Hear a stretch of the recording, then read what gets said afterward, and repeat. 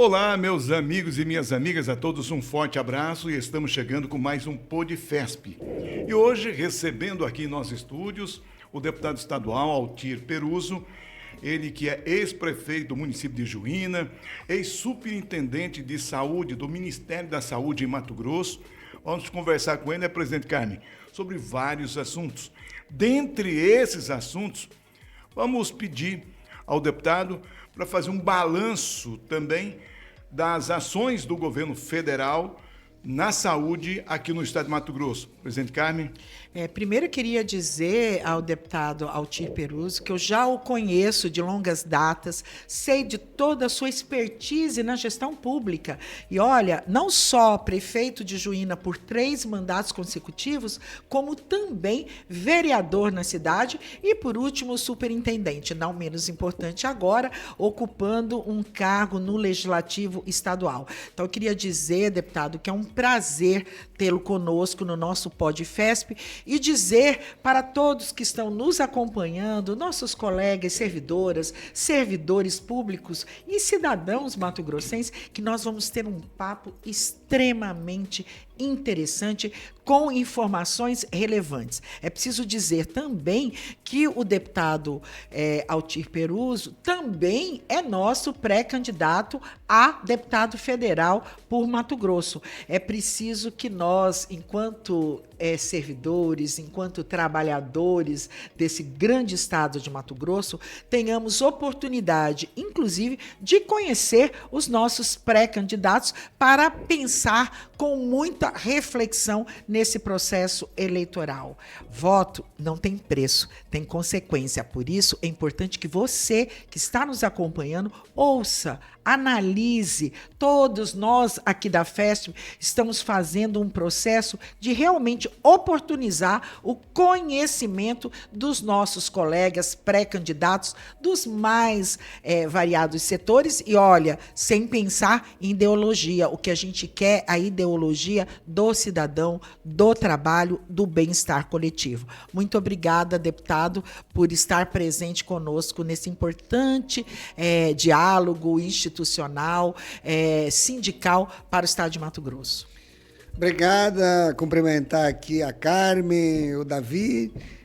Obrigado pela oportunidade. É um prazer estar aqui presente aqui na Federação, né, dos Servidores Públicos do Estado do Mato Grosso. Parabenizar pelo belíssimo prédio.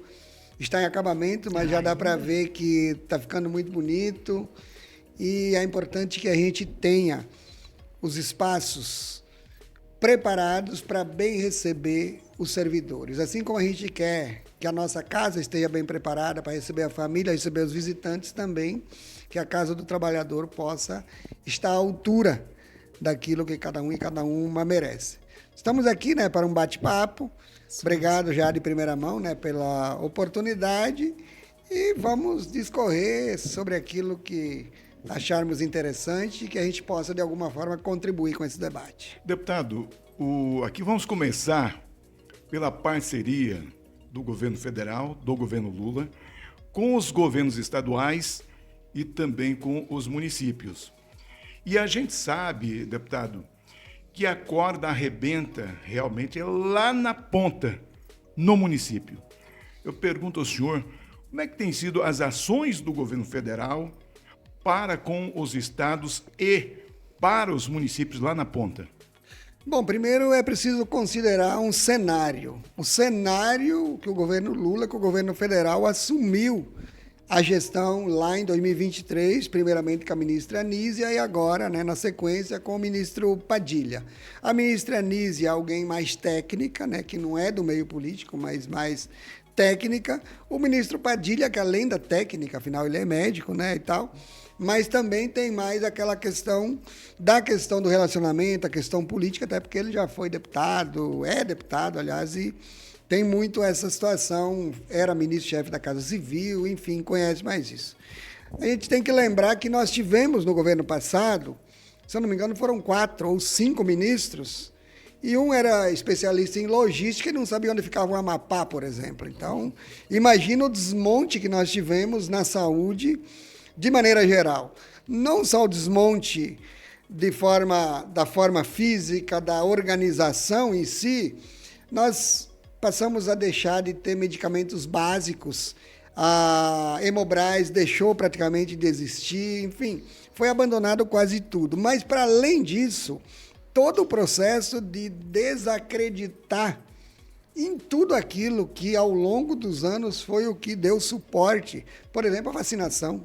Você tem até hoje problemas de gente que nega a vacina, de gente que... A desinformação era muito grande, né? Propaganda, né, deputado, institucionalizada contra processos de vacinação, que são processos de construção histórica. Nós temos, por exemplo, sarampo voltando, nós temos forma de meningite voltando, nós temos várias enfermidades que já eram praticamente extintas e há muitos anos não aparecia, reaparecendo por conta da negligência do processo de vacinação, que o Brasil sempre foi exemplo internacional, foi modelo, e por conta disso. Então, primeiro que se pegou nesta situação. Segundo, que você precisava, então, fazer um trabalho de voltar a acreditar no SUS, voltar a acreditar na ciência e também fazer um trabalho de buscar estruturar. Eu fui prefeito, por exemplo, lá de Juína, pela segunda vez lá, 2009 a 2012, depois eu vim a ser novamente 17 a 20. Mas as últimas unidades básicas de saúde construídas dentro de um programa efetivo foi no PAC 2, que foi lá em 2012. Antes de sair da prefeitura, por exemplo, nós conseguimos ser contemplados com 3 unidades lá e que foram construídas ao longo de 2013, 2014, 2017, quando eu voltei, ainda tive que terminar uma delas. E passou todos esses anos e nunca mais foi lançado. Teve uma unidade básica de saúde construída aqui, outra acolá, através de alguma emenda de deputado, através de projetos assim, esporádicos e pontuais. Não teve mais nenhum programa. Agora, só o PAC, agora a edição 2023 e a edição 2025, só essas 2 edições está contemplando com 5.700 novas unidades básicas de saúde, só nessa situação. Nós tivemos no PAC, por exemplo, o Mato Grosso. O Mato Grosso foi contemplado com 58 unidades básicas, foi contemplado com 77 ambulâncias do SAMU, uma parte já veio, outra está vindo. Do Brasil Sorridente, as unidades odontológicas móveis foram 18, já veio 8, vai chegar agora nos próximos dias as outras 10. Nós tivemos 10 CAPs, né, que é Centro, né, de Apoio Psicossocial. Tivemos 2 maternidades de 100 milhões de reais cada uma, que é a de Várzea Grande, que já está em construção. E é importante frisar que são 100 milhões, são 103, na verdade. São 50 de construção e 53 de equipamentos, que é para quando terminar já estar os equipamentos aí, para não ficar depois daquela celeuma, construir e virar um elefante branco. Não, é a construção com equipamento. E a outra é em Sinop, que ainda não começou, está na fase final, deve ser lançada agora nos próximos dias, mais tardar até meados do mês de junho, deve ser lançado o início da obra. Além de 2 policlínicas, de 30 milhões. Também uma em Sinop e uma em Rondonópolis. A de Rondonópolis já começou, a de Sinop ainda não começou. E só no PAC foram contemplados 135 municípios com um combo de 16 equipamentos para atender a unidade básica de saúde e também um kit de telesaúde para iniciar ou ampliar o trabalho de telesaúde em todos os espaços possíveis. O PAC, para finalizar, o investimento do PAC aqui no Mato Grosso são de mais de 570 milhões de reais. Não se teve nada, a gente passou 6 anos sem qualquer investimento de qualquer monta. O próprio Hospital Júlio Miller, que é uma parceria do governo estadual com o governo federal, como é que tem sido? Quantos anos está patinando? Eu quero até aproveitar a oportunidade, até para esclarecer a nossa população, como é que tem sido essa parceria, governo federal e governo estadual, no Júlio Miller? O Júlio Miller é um projeto que começou ainda lá em 2008, exatamente, que ele é 50% recurso federal, 50% recurso estadual. Quando da assinatura do contrato, à época da ordem de serviço, o governo federal fez o aporte total dos recursos. E o governo estadual ficou de fazendo os aportes conforme as medições vão acontecendo. a construção, a responsabilidade da construção é do governo estadual. E aí, ao longo desses anos todos, tiveram inúmeras interrupções, paralisações, a tal ponto de que o governo federal praticamente não precisou mais colocar dinheiro algum nesse processo. E todos os aditivos que foram acontecendo foram sendo bancados, foram cobertos com os juros da aplicação financeira daquele recurso que foi depositado lá no início da obra. Hoje, eu não tenho os números precisos, mas está em torno de 300 milhões de reais o custo da obra, que no começo ela era de 120 milhões, hoje está em torno de 300 milhões de reais já o custo da obra. E tinha uma perspectiva de estar pronto para abril, não ficou. Aí entrou essa celeuma agora ainda para atrasar mais um pouco da disputa, se é Santo Antônio do Levergé ou se é Cuiabá. Tem uma perspectiva para novembro de ser concluído, porém, toda essa situação pode, inclusive, atrasar ainda mais. Mas é uma unidade enorme, são mais de 300 leitos, tem N salas de cirurgia, enfim, é uma estrutura que, com certeza, mesmo, né? Vai desafogar muita coisa do que a gente tem aqui, né? Eu até aproveito, deputado, para fazer essa pergunta para o senhor. O senhor, até onde se tem notícia, a gente não tinha, até a sua entrada na Assembleia Legislativa, uma representação da região noroeste do estado de Mato Grosso. A gente sabe que o estado de Mato Grosso é continental, né? A gente entende, sabemos que existem especificidades regionais consideráveis e lacunas assistenciais também complexas. Eu queria que o senhor trouxesse para nós, porque já se expôs aqui no nosso bate-papo que os investimentos do governo federal foram de uma monta, assim, considerável e que isso precisa ser de conhecimento público. Aí eu queria verificar com o senhor, deputado, que com esses 6 hospitais tão propagados pelo governo do estado de Mato Grosso, agora com a sua fala com relação ao Hospital Júlio Miller, o que vai faltar? Por que tem tanta falta? O que a sua região, a região noroeste, precisa? O que falta na saúde? É gestão? É corrupção que está acontecendo dentro? O que é que a saúde não chega à população em que pese todos esses investimentos?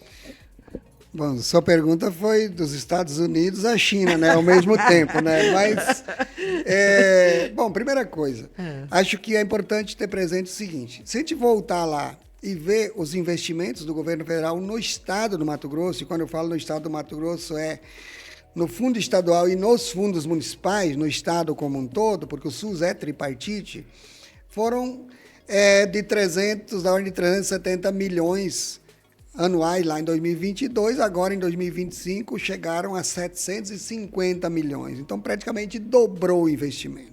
Porém, se a gente for lá e observar, o que cresceu muito foi o aporte aos municípios. E aí há uma situação mesmo de gestão. Primeiro porque muitos municípios se estruturaram de forma a poder estar atendendo coisas que antes, ou demandas que antes não atendia. Segundo, porque talvez até por ser um estado rico, que arrecada muito, houve, de certa forma, uma negligência de estar indo a fundo para buscar, de fato, e efetivar no estado muitas das políticas de transferência de recursos que o governo federal tem através de procedimentos. Coisas que a gente observa que em outros estados avançaram muito mais. Estados que têm um poder de arrecadação menor e que, portanto, sentiam e sentem a necessidade maior de estar buscando os recursos federais e estar trabalhando em parceria. O Mato Grosso não fez isso. O Mato Grosso deixou de participar de muitas ações vinculadas ao governo federal, com cofinanciamento, e priorizou as ações diretamente aqui do estado. Na questão específica, e daí vamos chegar lá, da questão dos espaços físicos. E vamos englobar uma outra situação que foi comentada aqui antes, né, nos bastidores, que é o excesso de gente na regulação, nas filas, esperando para que possam ter vagas. À medida que o Estado priorizou o investimento em obras, e que não está errado, há uma deficiência, né, de espaço, de leitos e tudo mais, mas à medida que se priorizou isso e não se deu a devida atenção na parte assistencial, e a nossa vida é dinâmica, a gente precisa de atendimento hoje, amanhã, depois da manhã. Então, você tem que conseguir casar a montagem da infraestrutura com a demanda diária que vai surgindo. E o Estado do Mato Grosso não fez esse papel. E é por isso que nós temos filas e filas na lista de espera, faltando vaga, muitas vezes até com decisão judicial que não é atendida, e assim por diante. E aí, o hospital que foi entregue é o de Alta Floresta, é o Hospital Central, que ainda não produziu praticamente nada, né, mas está entregue. E a gente tem os hospitais de Juína, de Confresa e de Tangará da Serra, que ainda estão muito longe de terminar. E aí, pelo menos o espaço físico, somados ao Júlio Miller, eu acredito que nós não teremos mais essa falta. Porém, é preciso planejamento, porque senão nós vamos ter elefantes brancos esparramados estado afora e não vamos ter o serviço funcionando e a população, de fato, ser atendida.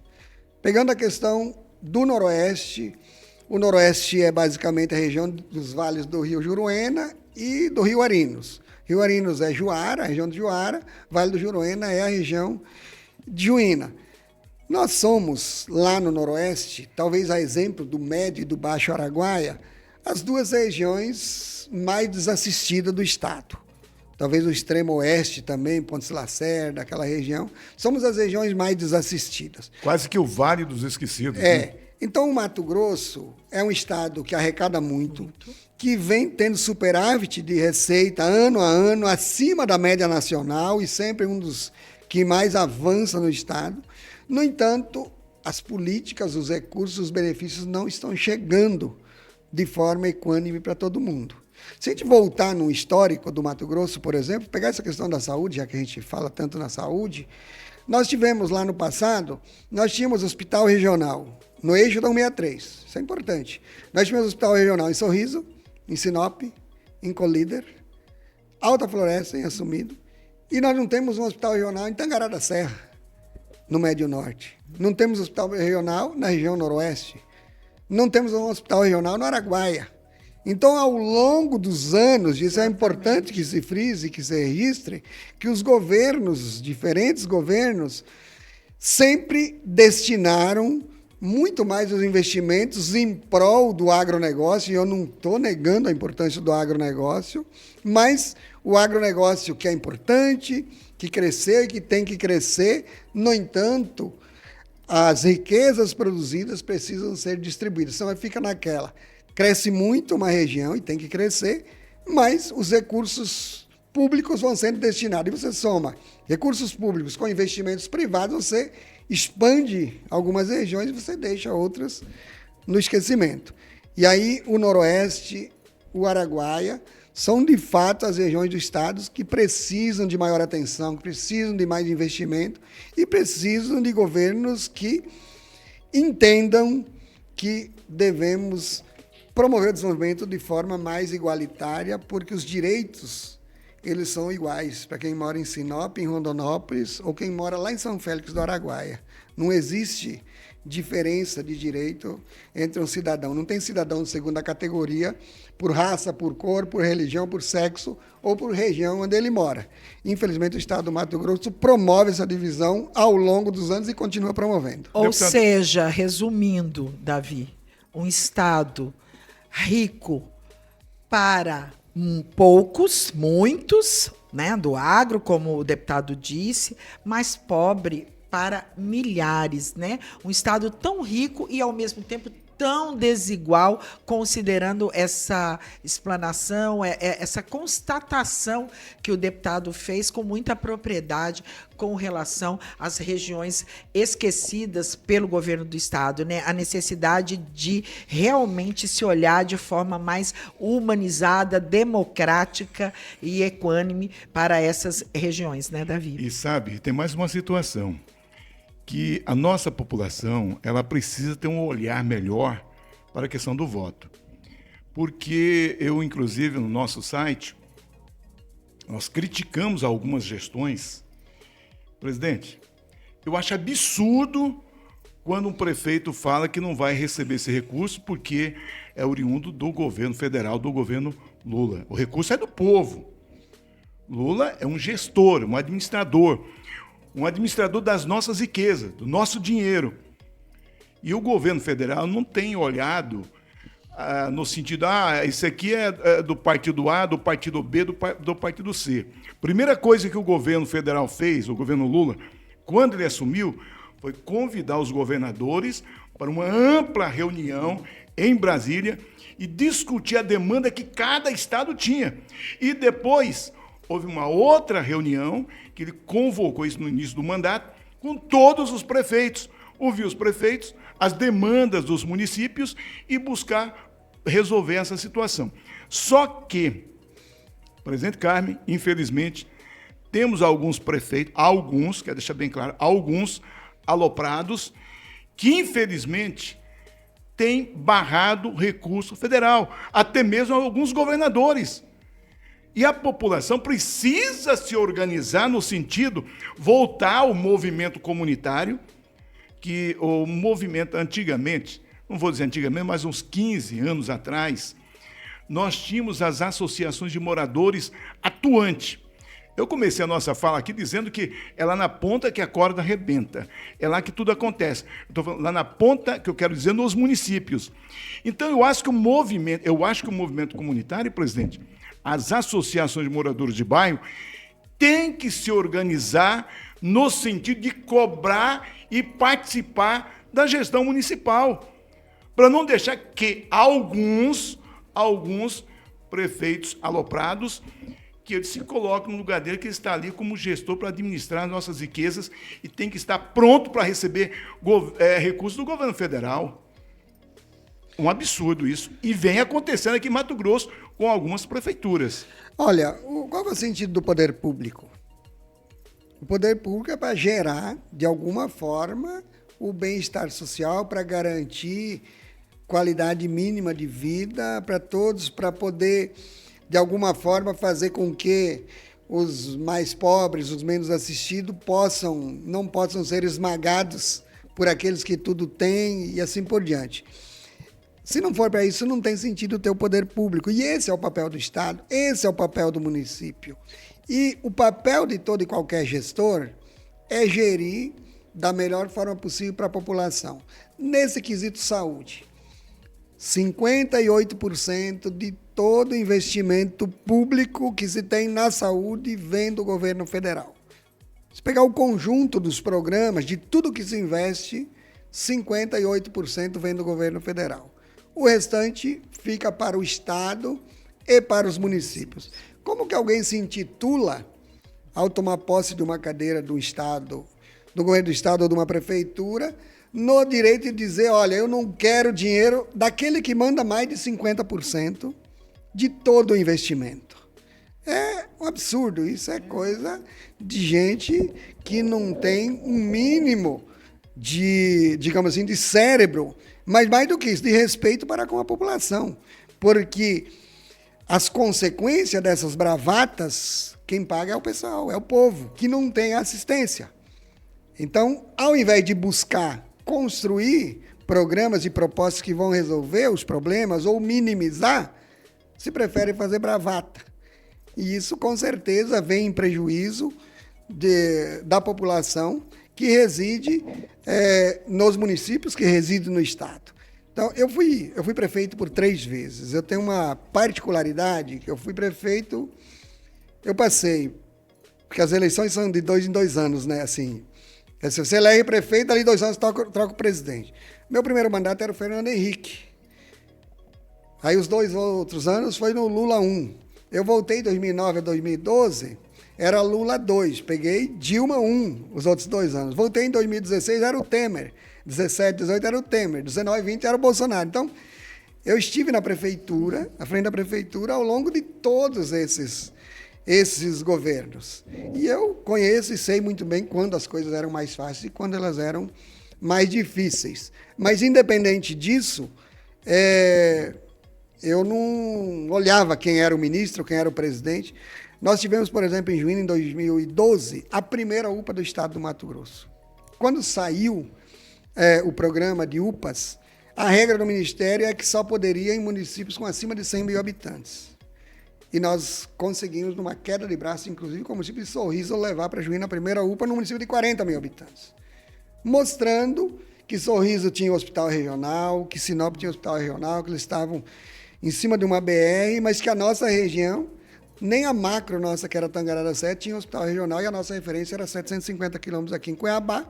E mostrando que, por sermos a Amazônia, uma região mais voltada à integração da produção e da preservação, dificilmente chegaria a ter 100 mil habitantes um dia. Então, nós teríamos gerações e gerações já dizimadas de antemão a não terem assistência, tendo em vista que nós não chegaríamos a essa situação de 700 mil habitantes. Então, o papel do gestor é contornar as dificuldades, contornar os problemas e buscar os recursos que são disponibilizados para garantir qualidade de vida, seja nas mais diferentes áreas, para a população para a qual ele se colocou à disposição para poder estar administrando. Eu queria aproveitar essa fala do senhor deputado com relação à responsabilidade do ente político para com o povo, para com os cidadãos. E queria, inclusive, tocar no assunto que está em voga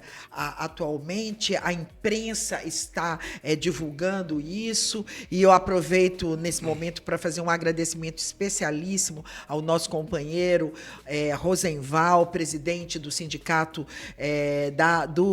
do Judiciário do Estado de Mato Grosso, o Sinjusmate, que de forma muito assertiva, eu diria, com uma luta incansável, levou até o Tribunal de Justiça, e o Tribunal de Justiça, em primeiro momento, já considerou que o voto secreto na Assembleia Legislativa com relação aos vetos do governo é inconstitucional. A discussão é essa. O senhor disse muito bem dessa responsabilidade que o troco, vamos dizer assim, de estar numa representação política é voltar para o cidadão aquilo que se espera de uma representatividade. Eu queria ouvir do senhor o que o senhor acha do voto secreto para os vetos do governo.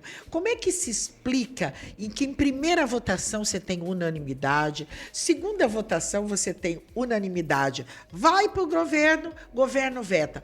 Quando volta para o legislativo, se perde com um percentual altíssimo. O que o senhor acha sobre isso? Qual é a sua opinião enquanto parlamentar? A nossa Constituição, ela, em seus diferentes artigos, mas ela versa sobre a transparência, a lisura e a transparência nas ações dos agentes públicos. O que é que tem de mais transparente do que um voto decisivo, decisório, em um projeto de lei A, B ou C? Então, não existe qualquer justificativa, qualquer defesa que possa ser usada para arbuir a possibilidade do voto secreto. Você votar secreto é uma forma de você se esconder dos eleitores, se esconder da população. Qual é seu real pensamento? Para quem que você trabalha? Para quem que você administra? Quer dizer, dá uma chicotada no povo e esconde o chicote. É muito fácil isso. Então, a população que já tem dificuldade, a gente vê como que está a polarização, tem temas, por exemplo, que são discutidos, e a gente está aqui num sindicato de trabalhadores, tem situações de trabalhadores que a gente usa aquela brincadeira que é a barata torcendo para o inseticida, né? Que você tem inúmeros trabalhadores votando e defendendo aqueles que são contra a vida toda, que são contra todos os seus algozes, né? Muito bem lembrado. Então já há uma dificuldade da sociedade dela conseguir se colocar no seu devido lugar e entender quem é quem, entender quem pode lhe defender e quem está para te prejudicar.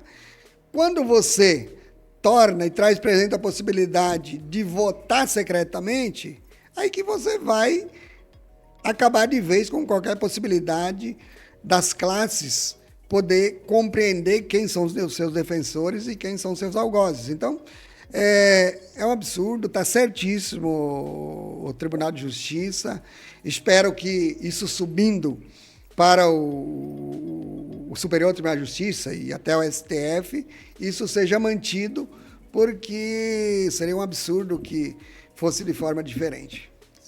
Deputado, uma outra situação interessante a gente está colocando aqui é a questão do valor que tem um voto. A população precisa, né, presidente Carmen? Com certeza. Ter noção da importância que se tem um voto. Vamos para Brasília, Câmara Federal.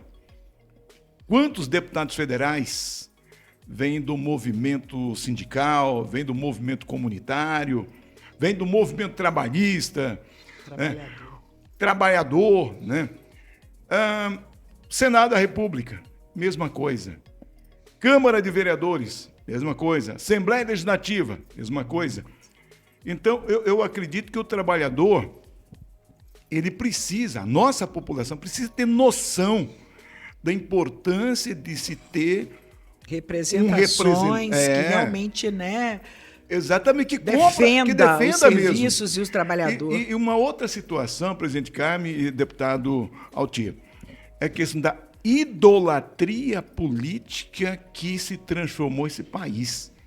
Uma polarização, ódio exacerbado, e quem perde com isso, Davi, é o povo, a sociedade brasileira, e a gente não está para divulgar o ódio, muito pelo contrário, a gente quer divulgar a paz, né, a solidariedade, a humanização em todos os seus aspectos. Né, deputado? E, deputado, a população precisa entender que o deputado, ou federal, senador, governador, presidente da República, vereador, nada mais são do que servidor público, né, que foram eleitos para representar, para trabalhar ao benefício da nossa população. E a nossa população tem que entender que eles são nossos funcionários, que eles precisam nos ouvir em uma audiência pública, nos bairros, se for o caso, lá em Brasília ou aqui na Assembleia Legislativa, e não para uma certa parcela da população estar idolatrando, porque aí, como é que fica a situação? Quer dizer, o cara erra, brinca com a cara da população e depois tem a cara de madeira de vir pedir o voto depois. Nós estamos num momento bastante complexo da nossa sociedade. De fato, não sabemos o que será daqui 10, 15, 20 anos, porque a nossa sociedade regrediu do ponto de vista da consciência política, do debate de fato que visa a construção do bem comum, que visa o progresso, muito. Eu acho que em uma década reduziu 2 ou 3 décadas. E o que a gente tinha no passado? As disputas sempre foram desiguais. A disputa pelo voto sempre foi desigual. Quem tem maior poder econômico, muito embora o voto é democrático, é um cidadão, um voto, mas quem tem um poder econômico maior para andar mais, para contratar cabo eleitoral, enfim, ele sempre saiu na frente. O problema, porém, nesses últimos anos, nós tivemos outras 2 situações de ascensão ao Congresso, que antes existia esporadicamente, que são os youtubers da vida, porque para além, nós tínhamos os empresários, os representantes das federações de indústria, representantes do agronegócio, da Federação da Agricultura, enfim, a gente sempre teve, e é natural que você tenha um congresso dividido e que represente a totalidade. No entanto, com a ascensão dessa categoria dos famosos youtubers, os influencers e tal, e com a ascensão dos mestres de púlpitos, pastores, até alguns padres e tal, mas sobretudo pastores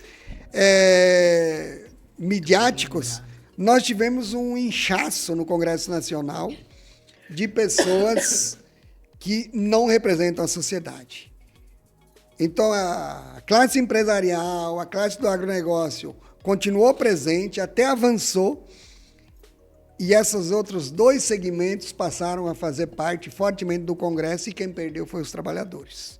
O número de sindicalistas que a gente tem no Congresso hoje é ínfimo, é muito pequeno, porque foi perdendo, né, ao longo desse tempo.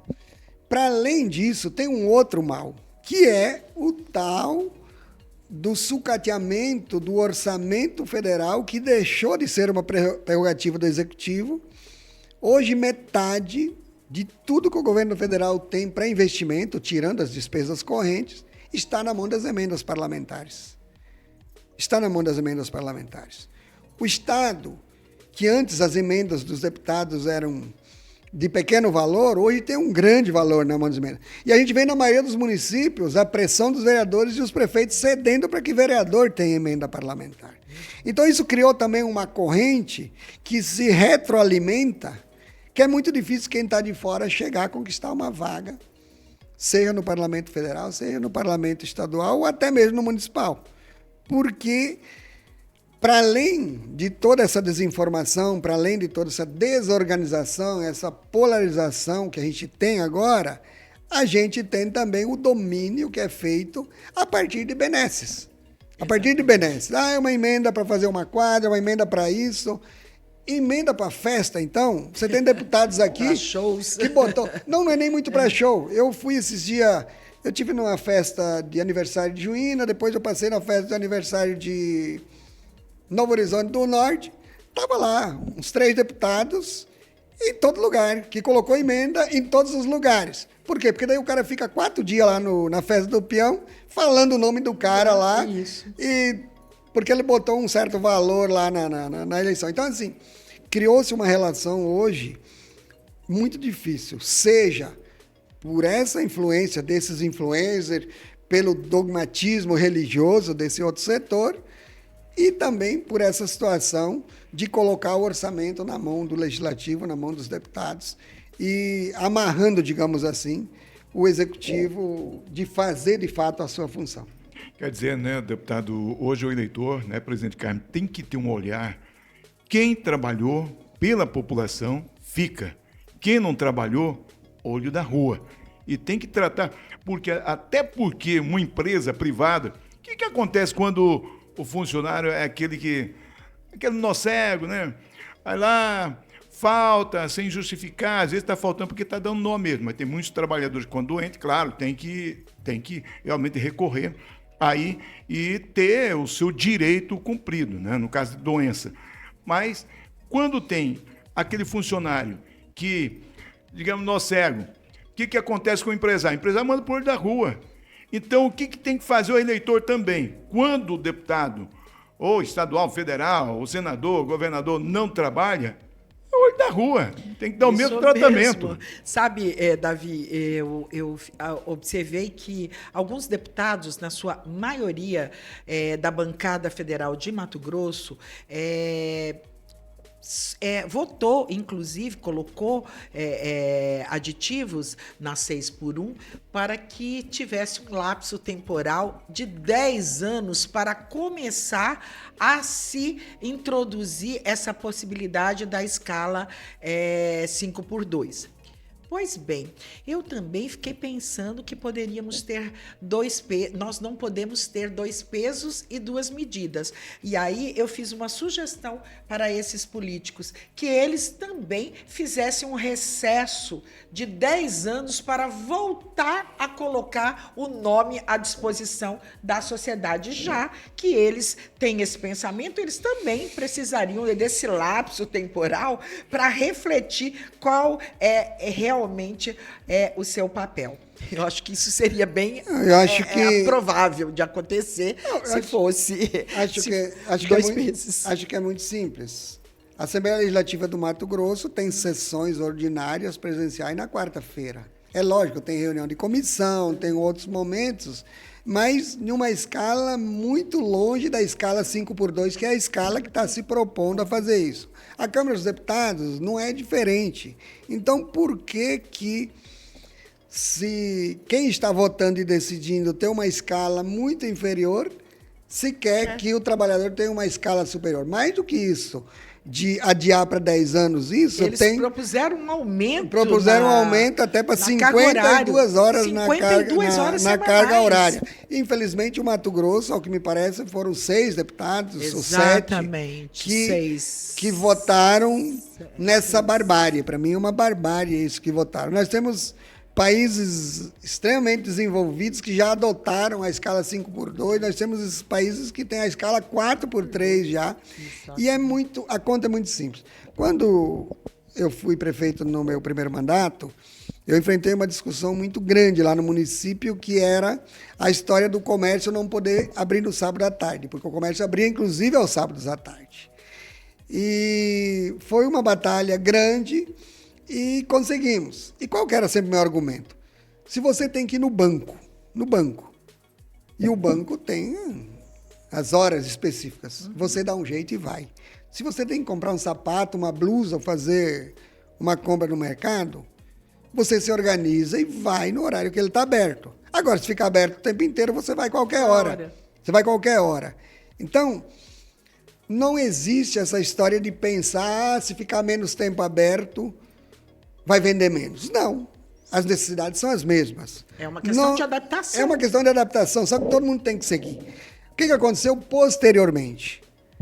Posteriormente veio no governo Temer a lei do liberalismo econômico. Lembra disso? Que permitiu inclusive que as empresas abram no carnaval. Nós não temos mais nem a obrigatoriedade de seguir um feriado nacional, que era o carnaval. Então a lei do liberalismo econômico permitiu e bagunçou todos os lugares onde tinha. Você vê que no sul do país, na maioria das cidades, você tem um horário de almoço que fecha o comércio e você tem um horário definido e não abre no sábado à tarde. No Mato Grosso, nós não temos isso. Ninguém fecha no almoço, abre de sábado, de domingo, enfim. Nós tivemos na Sexta-feira Santa, eu vi isso lá em Juína, na Sexta-feira Santa, os mercados todos abertos. Então, assim, esperamos que seja aprovado de fato o fim da escala 6x1, porque ela seria um guarda-chuva que garantiria que o pessoal não acha meios, nessa tal da lei do liberalismo econômico, de poder estar abrindo a Deus dará. E depois o pessoal fica reclamando que não tem gente para trabalhar. Quer botar a pessoa a trabalhar 6 dias na semana, pagar um salário mínimo, e aí reclama que não tem ninguém que quer trabalhar. Não tem ninguém mais que quer ser escravo. Não é que não tem o pessoal que queira trabalhar. Bem, deputado, nosso papo está gostoso, a gente gostaria. Temos outros temas aí para conversar com o senhor, mas não vai faltar oportunidade para o senhor estar aqui novamente com a gente. Outros assuntos importantes, né, presidente? Assuntos que diz respeito ao dia a dia da nossa população.